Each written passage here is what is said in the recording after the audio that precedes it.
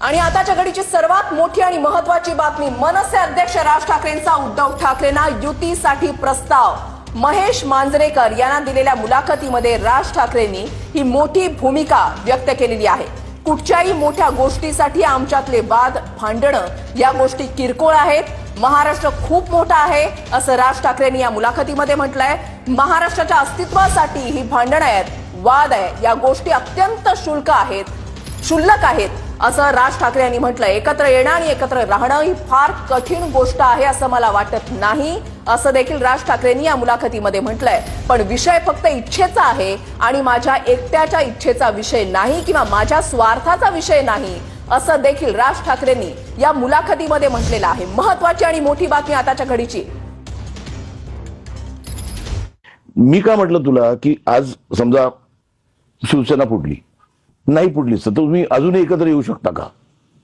अजूनही एकत्र येऊ शकता का? हे अख्ख्या महाराष्ट्राचं काय म्हणतात स्वप्न आहे। हे बघा, प्रश्न असा आहे ना की या सगळ्याच्या मध्ये कुठच्याही मोठ्या गोष्टीसाठी मला असं वाटतं आमच्यातले वाद, आमच्यातली भांडणं, आमच्यातल्या गोष्टी या किरकोळ आहेत। महाराष्ट्र खूप मोठा आहे हो, कळलं का?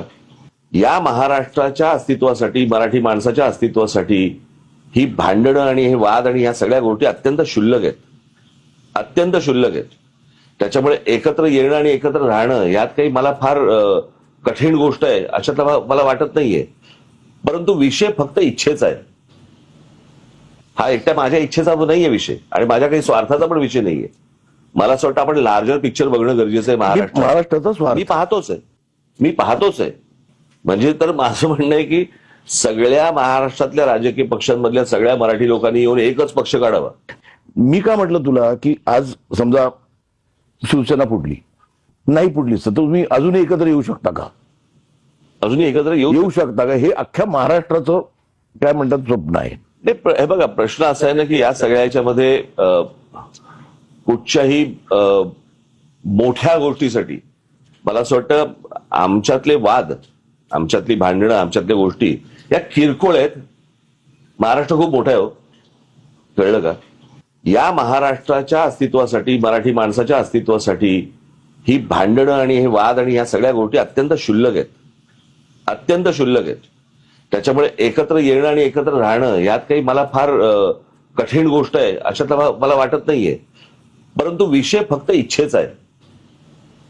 हा एकट्या माझ्या इच्छेचा नाहीये विषय आणि माझ्या काही स्वार्थाचा पण विषय नाहीये। मला असं वाटतं आपण लार्जर पिक्चर बघणं गरजेचं आहे। महाराष्ट्राचा स्वार्थ मी पाहतोच आहे म्हणजे तर माझं म्हणणं आहे की सगळ्या महाराष्ट्रातल्या राजकीय पक्षांमधल्या सगळ्या मराठी लोकांनी येऊन एकच पक्ष काढावा। माझं म्हणणं तेच होतं। म्हणजे आता कसं समजा, म्हणजे आता एकत्र येणं शक्य नाही तर आता जेव्हा ही शिंदे सेना झाली म्हणजे शिवसेना झाली, नाही पण ते काय टेक ओव्हर करायला हरकत नव्हती। म्हणजे नॉट एज टेक ओव्हर, तसं नाही, त्याच लोकांना घेऊन ते एक युनायटेड लिस्ट आहे। आणि त्या पिठावर रेगोट्याने मारत। पहिली गोष्ट असं आहे ना, मुळात शिंदेचं बाहेर जाणं आणि शिंदे फुटणं आणि आमदार घेऊन बाहेर जाणं हा एक वेगळ्या राजकारणाचा भाग झाला। बरोबर आहे। आणि मी शिवसेनेतनं बाहेर पडणं हे काही माझ्याकडे आले होते ना, आमदार खासदार सगळे आले होते, मला त्याच वेळेला शक्य होतं ना। पण माझ्या मनामध्ये एकच गोष्ट होती, बाळासाहेब सोडून मी कोणाच्याही हाताखाली काम नाही करणार, कळलं का? म्हणजे त्यावेळेची परिस्थिती अशी होती। मी जेव्हा बाहेर पडलो त्याच्यानंतरचा हा माझा विचार आहे। परंतु मी जेव्हा शिवसेनेमध्ये होतो त्यावेळेला मला काय बाळासाहेब असेल, उद्धव असेल, उद्धवच्या बरोबर काम करायला मला काहीच हरकत नव्हती। पण समोरच्याची इच्छा आहे का मी बरोबर काम करावं? महाराष्ट्राची इच्छा आहे ना। पण तेच तर ना, महाराष्ट्रात जाऊन सांगावं तिकडे। प्रश्न असा आहे ना, मी असल्या छोट्या छोट्या गोष्टींमध्ये मी कधी माझं काय म्हणतो आपण त्याला इगो मध्ये आणत नाही। तर राज ठाकरेंचे मोठं विधान